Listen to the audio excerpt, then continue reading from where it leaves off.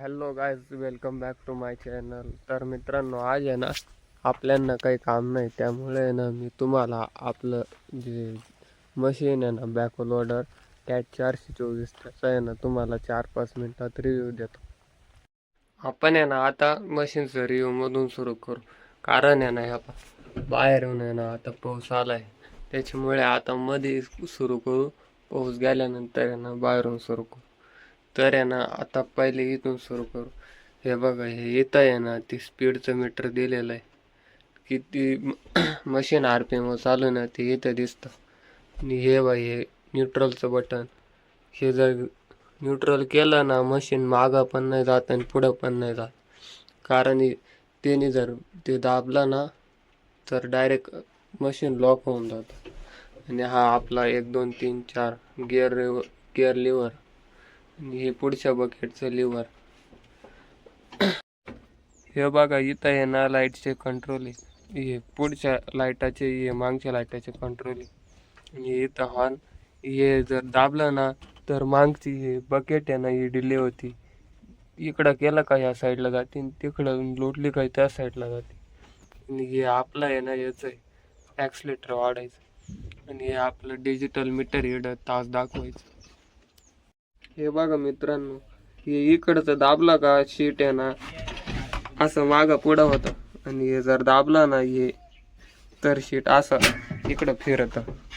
आणि हे आहे ना मागचे याचे बकेटची लेवर आहे, याने बकेट ऑपरेट होती आणि याने वर खाली होतं. हे बघा, बाहेरून काय असं दिसतं आपलं मशीन.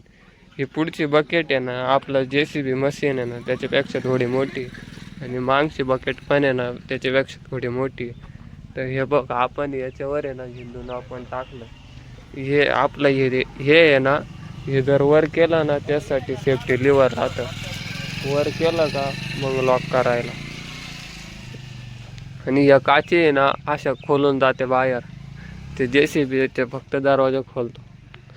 आणि हे टायर 14चं टायर आहे. हे बा, मागचं बकेट पण आहे ना JCB पेक्षा मोठं आहे. आणि हे कॅबिन आहे ना JCB पेक्षा मधून उंची असते कॅटची. हे बघा मित्रांनो, या बाजूने आपलं मशीन काही असं दिसतं, आणि इकडून आहे ना फक्त इकडूनच आरसा राहत, त्या साईडने आरसा नाही राहत मशीनला. आणि या इथं आहे ना बॅटरी ठेवायची जागा आहे, JCBची पुढं असते ते बॅटरी. तर मित्रांनो, आता आपल्या मशीनचा रिव्ह्यू झाला आहे थोडक्यात, कारण की आपल्याला काही जास्त माहीत नाही, आपण कधी मशीनवर पण नाही जात, त्याच्यामुळे जास्त काही माहीत नाही. जेवढं माहीत होतं तेवढं मी सांगितलं. मित्रांनो, आता आहे ना आपण फाट्यावर चाललो, कारण की आपला एक मित्र आहे ना तो फाट्यावर येऊ राहिला त्याला भेटायला. लई दिवसात भेटलो नव्हतं त्याला, म्हणून म्हणलं आता तो येवल्याला जायला होता ना, मग आता फाट्यावर येतोय तो, त्याला भेटून घेऊ. तर मित्रांनो, आपण आता फाट्या आला. हा मित्र होता आपला, तो आपली MG घेऊन आला होता संग. ती एकटाच हिंडू राहिला गाडीत, पण मग आता त्याच्या पप्पाने दिली त्याच्याकडं, म्हणून घेऊन हिंडू राहिला.